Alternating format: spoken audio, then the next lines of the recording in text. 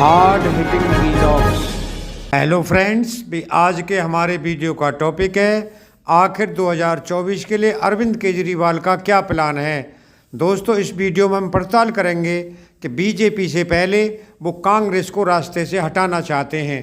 दोस्तों, अचानक ही अरविंद केजरीवाल की तरफ से राहुल गांधी का मुंह मोड़ लेना थोड़ा अजीब ही लगता है। अजीब भले हो, लेकिन कांग्रेस का ये कदम 2024 को लेकर उसकी रणनीति का इशारा करता है और ये रणनीति सीधे चुनाव मैदान में खुद को आजमाने की हो सकती है। और ये भी हो सकती है कि जरा देख लिया जाए चुनाव नतीजे आने पर अरविंद केजरीवाल कितने पानी में नजर आते हैं। अगर आम आदमी पार्टी को हाल के गुजरात चुनाव जैसा ही रेस्पॉन्स मिलता है तब तो कोई बात नहीं, वरना जैसे 2013 में कांग्रेस अरविंद केजरीवाल को सरकार बनाने में सपोर्ट की थी, आगे भी वैसा ही रुख अपना सकती है। तब अरविंद केजरीवाल को खुद को इस्तीफा देकर भाग खड़े हुए थे, लेकिन कांग्रेस का ऐसे मामलों में अलग ही इतिहास रहा है। जो काम इंदिरा गांधी ने चौधरी चरण सिंह के साथ किया था, करीब करीब वैसा ही रवैया चंद्रशेखर के मामले में राजीव गांधी ने दिखाया था। दोस्तों, बेशक अरविंद केजरीवाल और उनकी टीम बार बार बता रही हो कि 2024 में आम आदमी पार्टी ही बीजेपी को चैलेंज करने जा रही है, लेकिन वहाँ तैयारी अलग ही चल रही है।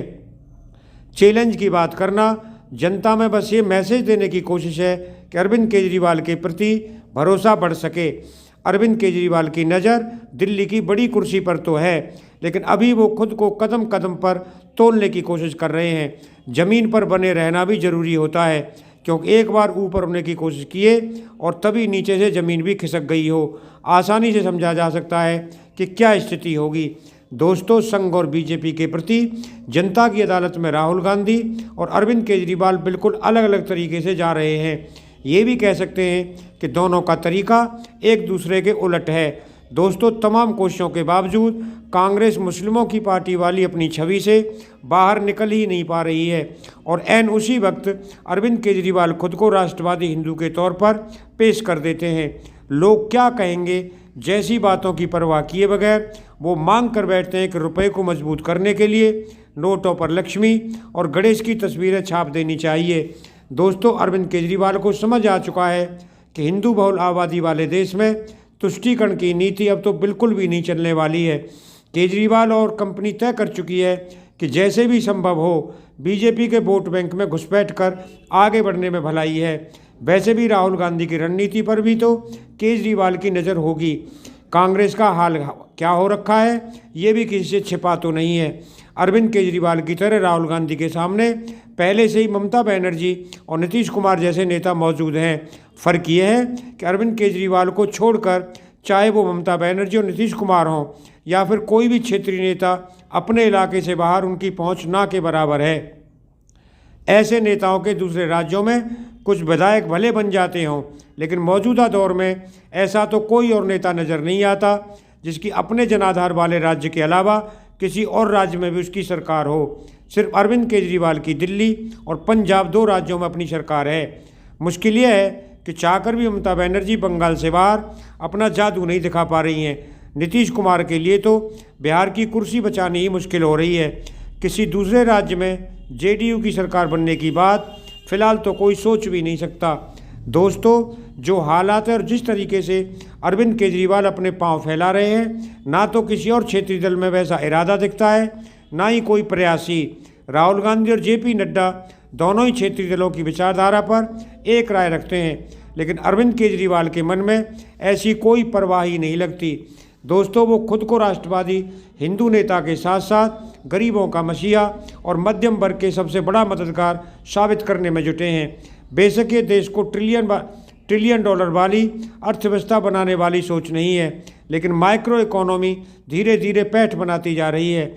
भले ही अरविंद केजरीवाल को प्रधानमंत्री मोदी रेवड़ी कल्चर वाला नेता बताते रहें, लेकिन दिल्ली में लोग बच्चों की फीस नहीं बढ़ने से बहुत बड़ी राहत महसूस करते हैं। तभी तो पूरी बीजेपी कि अरविंद केजरीवाल को आतंकवादी मानसिकता वाला साबित करने की कोशिश नाकाम हो जाती है और अरविंद केजरीवाल अपनी राह आगे बढ़ाते हुए दिल्ली ही नहीं पंजाब में भी सरकार बना लेते हैं। और ये भी नहीं भूलना चाहिए कि जब अरविंद केजरीवाल को लोग वोट दे रहे हैं तो छप्पड़ फाड़ मैंडेट ही दे डालते हैं। दोस्तों, अब तक तो यही समझ में आया है कि ना तो राहुल गांधी और ना ही अरविंद केजरीवाल कोई भी ऐसी स्थिति में नहीं पहुंच सका है जो वास्तव में प्रधानमंत्री नरेंद्र मोदी और बीजेपी को 2024 में बहुत डैमेज कर पाए। अगर दोनों आगे चलकर हाथ मिला लें तो कुछ सोचा भी जा सकता है, लेकिन अभी तो यही नज़र आ रहा है कि सब आपस में ही लड़ रहे हैं। दोस्तों, राहुल गांधी भले ही अरविंद केजरीवाल को हल्के में लेने की कोशिश करें, लेकिन अमित शाह ऐसा बिल्कुल भी नहीं सोचते। वो किसी भी सूरत में अरविंद केजरीवाल की आम आदमी पार्टी का वोट शेयर नहीं बढ़ने देना चाहते। गुजरात चुनाव के दौरान वो बीजेपी नेताओं को बार बार यही बात समझाते भी रहे और आखिरकार सफल भी रहे। अब तो ये तस्वीर पूरी तरह साफ है कि आने वाले आम चुनाव में अरविंद केजरीवाल के निशाने पर प्रधानमंत्री मोदी नहीं बल्कि राहुल गांधी ही हैं। अरविंद केजरीवाल पहले राहुल गांधी यानी कांग्रेस को पीछे छोड़ना चाहते हैं और फिर 2029 में चाहे जो भी बीजेपी के प्रधानमंत्री पद का उम्मीदवार हो, आमने सामने लड़ाई लड़ने को तैयारी कर रहे हैं। बीजेपी पहले 25 साल के शासन की बात करती थी, लेकिन अब मनसा 50 भी पार कर चुकी है। हो सकता है राहुल गांधी को लगता हो कि हिमाचल प्रदेश के तुक्के की तरह 2024 में भी तीर निशाने पर लग जाएगा, लेकिन अरविंद केजरीवाल अपने हिसाब से 2029 की तैयारी कर रहे हैं। लेकिन उससे पहले वो 2024 में राहुल गांधी को पछाड़ना चाहते हैं। दोस्तों, अगर आपको ये वीडियो पसंद आया हो तो चैनल को सब्सक्राइब करें, वीडियो को लाइक करें, ज़्यादा से ज़्यादा शेयर करें। आप लोगों का बहुत बहुत धन्यवाद। Thank you very much.